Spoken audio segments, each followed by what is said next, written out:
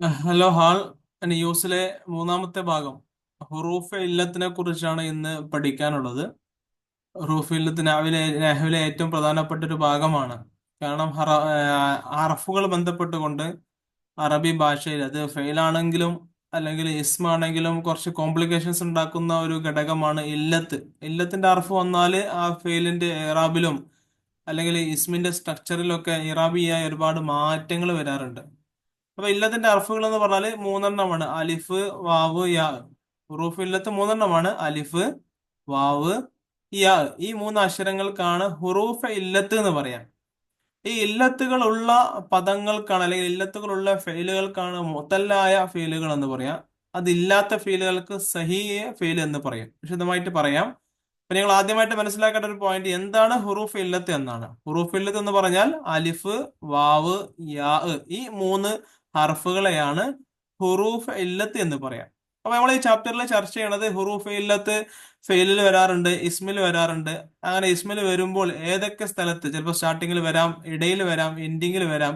അങ്ങനെ വരുമ്പോൾ ഇതിലുണ്ടാകുന്ന മാറ്റങ്ങൾ എന്തൊക്കെയാണ് തുടങ്ങിയ കാര്യങ്ങളാണ് പഠിക്കുക. അപ്പൊ നിങ്ങൾ ഫസ്റ്റ് മനസ്സിലാക്കേണ്ട പോയിന്റ് ഏതൊക്കെയാണ് ഹുറൂഫ് ഇല്ലത്ത്. മൂന്ന് അക്ഷരങ്ങളാണ് ഹുറൂഫ് ഇല്ലത്ത് എന്ന് പറഞ്ഞാൽ അലിഫ്, വാവ്, യാ. ഈ പോയിന്റ് ക്ലിയർ ആയല്ലോ. നമ്മൾ അടുത്ത പോയിന്റ് പറയാനുള്ളത് ഈ ഹുറൂഫ് ഇല്ലത്ത് എന്നുള്ള പറയാൻ കാരണം, ഹുറൂഫ് ഇല്ലത്ത് എന്ന് പറഞ്ഞാൽ ശരിക്കർത്ഥം വീക്ക് ലെറ്റർ എന്നാണ്. ഇല്ലത്ത് എന്ന് ശരിക്കും പറഞ്ഞാല് ഈ രോഗം എന്നൊക്കെയാണ് അറബിയിൽ ശരിക്കും അർത്ഥം. അതിന്റെ നേരെ ഓപ്പോസിറ്റ് സിഹത്താണ്, സ്വഹീഹ്. സിഹത്താണ് ആരോഗ്യം. അപ്പോ ബാക്കിയുള്ള പദങ്ങളൊക്കെ രോഗമില്ലാത്ത അവസ്ഥയിൽ, ആരോഗ്യമുള്ള അവസ്ഥയിലാണ്. ഇല്ലത്തിന്റെ പദം വരുമ്പോൾ ചില രോഗം, രോഗം എന്ന് വെച്ചാല് ആ പദങ്ങൾ വരുമ്പോൾ മറ്റുള്ള പദങ്ങൾക്ക് ഇല്ലാത്ത ഒരു പന്തികേട് ഈ പദങ്ങൾക്കുണ്ട് അല്ലെങ്കിൽ ഈ ലെറ്ററുകൾക്കുണ്ട്. അതുകൊണ്ടാണ് ഇതിനെ ഇല്ലത്ത് എന്ന് വിളിക്കുന്നത്. ഓക്കെ. ഇല്ലത്തിന്റെ റഫ് മൂന്നെണ്ണം നേരത്തെ പറഞ്ഞു: വാവ്, അലിഫ്, യാ. അലിഫ്, വാവ്, യാ എന്നീ മൂന്ന് പദങ്ങളാണ് ഇല്ലത്തിന്റെ അറഫുകൾ എന്ന് പറഞ്ഞാല്.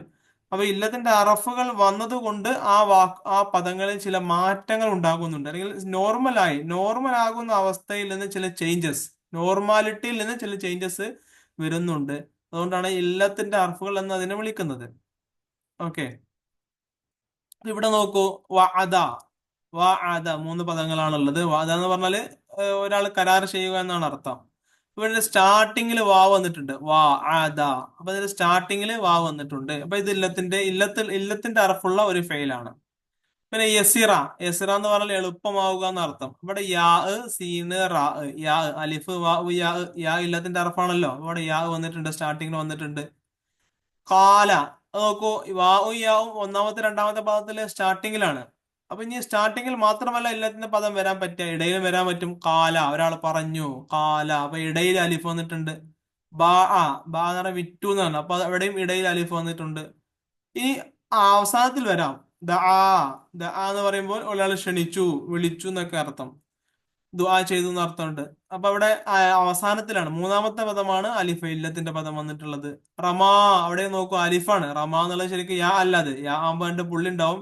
പുള്ളി ഇല്ലാതെ എങ്ങനെ വരുമ്പോൾ അത് അലിഫാണ്. അപ്പൊ ഇവിടെ റമാ, ഇവിടെ എറിഞ്ഞു, അവിടെയും ഇല്ലത്തിന്റെ പദം വന്നിട്ടുണ്ട്. അപ്പൊ ഇല്ലത്തിന്റെ പദങ്ങള് സ്റ്റാർട്ടിങ്ങിൽ വരാൻ പറ്റും, ഇടയിൽ വരാൻ പറ്റും, അവസാനം വരാൻ പറ്റും. അപ്പൊ ഇവിടെ പറഞ്ഞ എല്ലാം അത് ആണ്, അദ, യസിറ, കാല, ബ, ദ, റമ എന്നുള്ള പദങ്ങളൊക്കെ ഫെയിലുകളാണ്.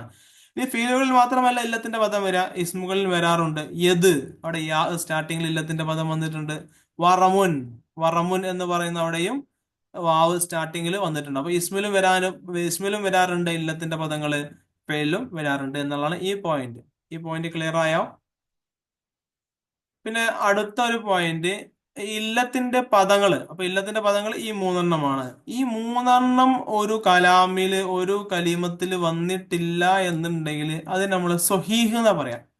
സ്വഹീഹ് എന്ന് പറഞ്ഞ ഒരു പ്രശ്നമില്ലാത്ത പദങ്ങള്, ശരിക്കും ഭാഷാർത്ഥം ഒരു പ്രശ്നങ്ങളില്ല. പ്രശ്നങ്ങൾ മീൻസ് അലിഫോ വാവോ യാവോ വരാത്ത പദങ്ങളാണ് നമ്മൾ സ്വഹീഹ് എന്ന് പറയാം. മൊത്തം അറബി അക്ഷരമാല 29 ഉണ്ട്.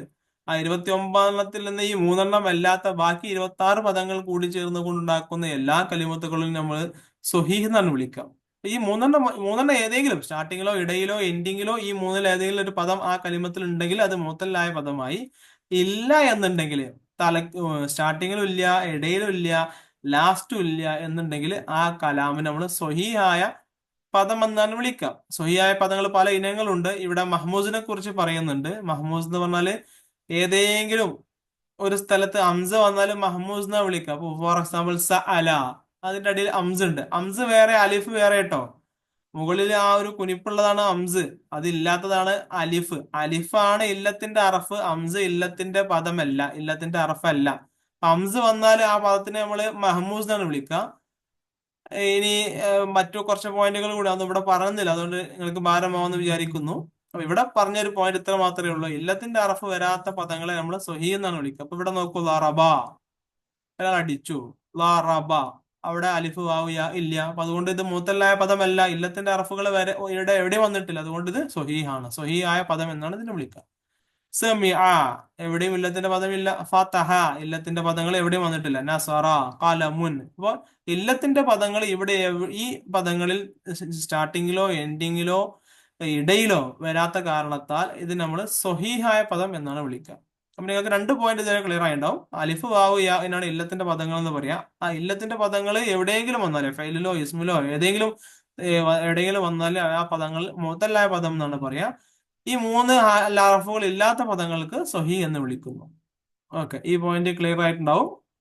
അതുകൊണ്ട് അടുത്ത പോയിന്റിലേക്ക് പോകാം. ഇനി ഇല്ലത്തിന്റെ ഈ പദങ്ങളുടെ വരവ്, അതിന്റെ കുറെ ഉദാഹരണങ്ങൾ പറയാണ്. ഇപ്പൊ ഇവിടെ പറഞ്ഞതൊക്കെ ഇടയിൽ വന്നതാണ്. കൗല്, നൗമ്, ദവാമ്, സൗമ്, റൂഹ്. അപ്പൊ നോക്കൂ, വാവ് എല്ലായിടത്തും വാവാണ് വന്നിട്ടുള്ളത്. ആ വാവൊക്കെ വന്നത് ഇടയിലാണ്. അപ്പൊ ഇടയിൽ വാവ് വന്നതിന്റെ കുറച്ച് ഉദാഹരണങ്ങളാണ് ഇതിൽ കൊടുത്തിട്ടുള്ളത്. ഇതിന്റെ അർത്ഥം എല്ലാവർക്കും അറിയാമായിരിക്കും. കൗല് എന്ന് പറഞ്ഞാൽ സംസാരം എന്നാണ്. നൗമ് എന്ന് പറഞ്ഞാൽ ഉറക്കമാണ്. ദവാം എന്ന് പറഞ്ഞാൽ എപ്പോഴും എന്നാണ് അർത്ഥം. സൗമ് എന്ന് പറഞ്ഞാൽ നോമ്പ് ആണ്. റൂഹ് എന്ന് പറഞ്ഞാൽ ആത്മാവാണ്. അപ്പൊ ഈ അർത്ഥം പറയാനല്ല ഈ ഉദാഹരണം കൊടുത്തിട്ടുള്ളത്. ഈ ഉദാഹരണം വാവ് ഇടയിൽ വന്നതിന്റെ ഉദാഹരണങ്ങളാണ് ഇവിടെ പറഞ്ഞതൊക്കെ. അതുപോലെ തന്നെ മറ്റൊരു ഉദാഹരണങ്ങൾ നോക്കൂ. ഇതൊക്കെ അലിഫ്, അലിഫ് ഇടയിൽ വന്ന ഉദാഹരണമാണ്. കാല, ഒരാൾ പറഞ്ഞു. സോമ, ആലിം, മത്താർ. മത്താർ എന്ന് പറഞ്ഞാൽ എയർപോർട്ടാണ്. ആലിം എന്ന് പറഞ്ഞാല് പണ്ഡിതൻ എന്നർത്ഥം. സോമ നോമ്പ് നോറ്റു. കാല പറഞ്ഞു. ഇവിടെ കാല ഇടയിൽ വന്നു. സോമ അവിടെയും ഇടയിലാണ് അലിഫ് ഉള്ളത്. ആലിം അവിടെയും ഇടയിലാണ്. മത്താർ അവിടെയും ഇടയിലാണ്. അപ്പൊ ഇടയിൽ അലിഫ് വന്നതിന്റെ ഉദാഹരണങ്ങളാണ് ഇതൊക്കെ. ഇനി ഇവിടെ നോക്കൂ, ഇവിടെ യാ, യാന്റെ ഉദാഹരണങ്ങളാണ്. വലിയ എന്ന് പറയുന്നത്. ഇവിടെ ശരിക്കും വാവ് വേറെ ഉണ്ട്, യാ ഉണ്ട്. അപ്പൊ 2 ഇല്ലത്തിന്റെ പദങ്ങൾ വന്നിട്ടുണ്ട്.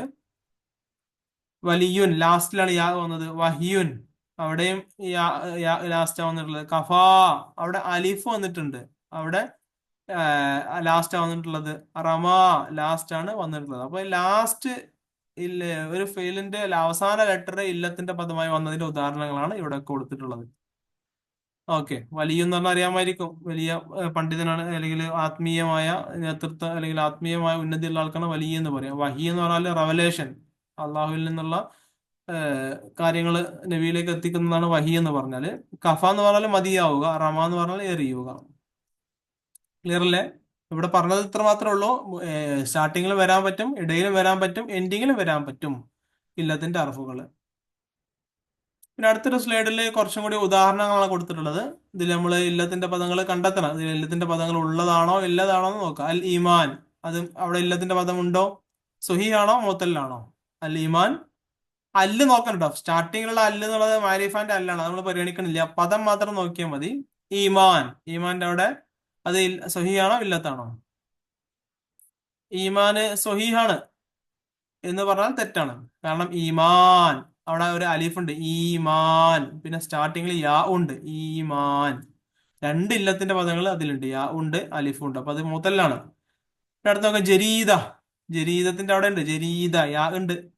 അൽ കലം, കലമില് പറഞ്ഞു അല്ല് നോക്കണ്ട. കലമുൻ, കലമുൻ, അവിടെ ഇല്ലത്തിന്റെ പദമില്ല, അപ്പൊ സ്വഹിയായ പദമാണ്. നെളുർ, നെളുർ, അവിടെയും ഇല്ലത്തിന്റെ പദമില്ല, സ്വഹിയാണ്. ദുക്കാൻ, ദുക്കാൻ എന്ന് പറഞ്ഞാൽ അവിടെയും ദുക്കാൻ. ദാല്, കാഫ്, ക്യാഫ്, അലിഫ്, അലിഫ് വന്നിട്ടുണ്ട്. അപ്പൊ അത് ഇല്ലത്തിന്റെ പദമാണ്, മുത്തല്ലാണ്. അൽ ബൈത്ത്, യാ ഉണ്ടായില്. വാഖിഫ്, അവിടെ അലിഫ് ഉണ്ട്, അപ്പൊ അത് മുത്തല്ലാണ്.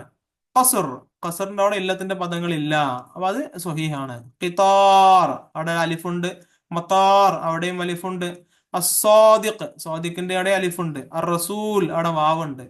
ഇവിടെയൊക്കെ വാവ് അധികം ഈ കലമും നെളറും പിന്നെ കസറും അല്ലാത്ത എല്ലാ പദങ്ങളിലും ഇല്ലത്തിന്റെ പദങ്ങൾ ഉണ്ട്. അപ്പൊ ഈ മൂന്ന് പദങ്ങൾ മാത്രമാണ് സ്വഹീഹ്, ബാക്കിയുള്ളതൊക്കെ ഇല്ലത്താണ്. അപ്പൊ ഇതിന്റെ അത് മനസ്സിലാക്കാൻ വേണ്ടിയുള്ള സിമ്പിളായ ഉദാഹരണങ്ങൾ കുറച്ച് കൊടുത്തു എന്ന് മാത്രം. നമ്മള് ഇതൊരു പ്രാക്ടീസിങ് ആണ്. ഞാൻ എല്ലാ ഉദാഹരണങ്ങളും ഇതിൽ പറയുന്നില്ല, വളരെ സിമ്പിളായ കാര്യങ്ങളാണ്. അപ്പൊ നിങ്ങൾക്ക് ജസ്റ്റ് ഉറപ്പ് വരുത്തി ഈ കാര്യങ്ങൾ ഇല്ലത്തും സ്വഹീഹും മനസ്സിലാക്കാൻ ഉറപ്പ് വരുത്താൻ വേണ്ടി ആവശ്യമായ വളരെ പ്രധാനപ്പെട്ട ഉദാഹരണങ്ങൾ മാത്രമാണ് ഇവിടെ കൊടുത്തിട്ടുള്ളത്.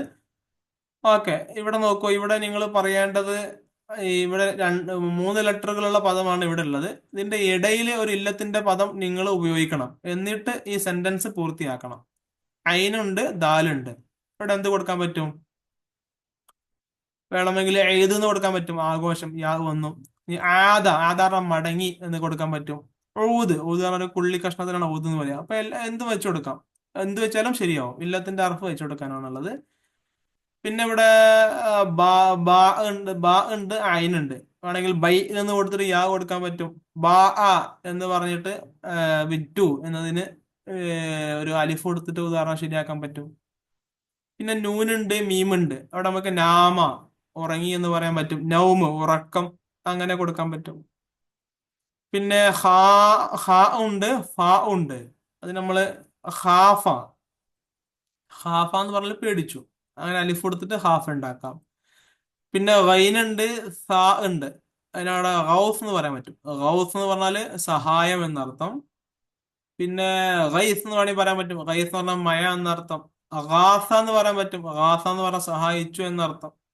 അപ്പൊ ഇല്ലത്തിന്റെ പദങ്ങൾ അവിടെ കൊടുത്തുകൊണ്ട് നമുക്ക് സെന്റൻസ് ഒരു വാക്ക് ഉണ്ടാക്കാൻ പറ്റും. പിന്നെ അടുത്ത് നോക്കാം, കാഫ് ഉണ്ട്, പിന്നെ ലാമുണ്ട്. കാല, അലിഫ് കൊടുത്തിട്ട് കാല എന്ന് ഉണ്ടാക്കാൻ പറ്റും. പിന്നെ കൗല് അങ്ങനെ ഉണ്ടാക്കാം, വാവ് കൊടുത്തിട്ട് കൗല് എന്ന് ഉണ്ടാക്കാൻ പറ്റും.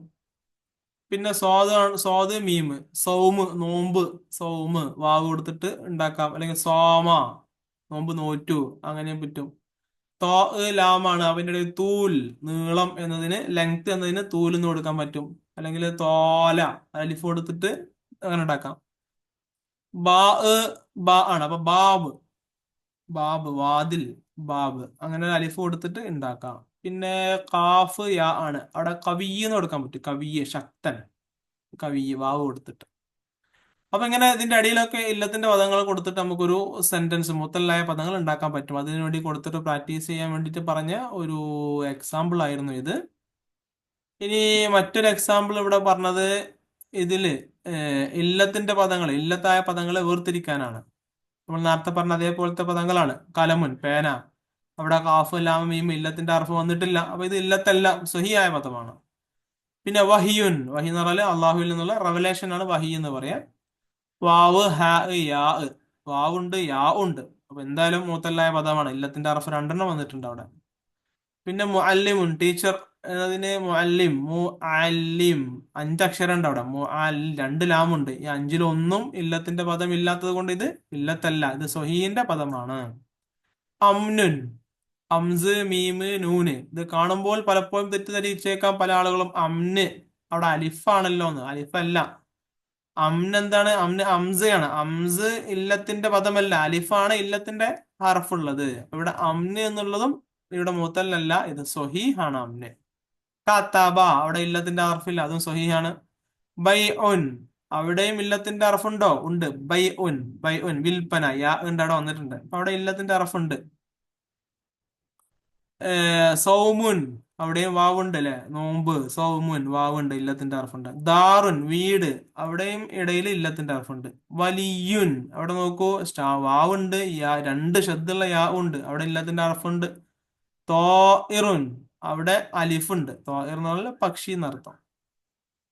അപ്പൊ ഈ ഇല്ലത്തന്റെ പദമുള്ള വാക്കുകളാണ്. വഹിയിലുണ്ട്, പിന്നെ ബൈയിലുണ്ട്, സൗമിലുണ്ട്, ദാറിലുണ്ട്, വലിയിലുണ്ട്, തോയിറിലുണ്ട്.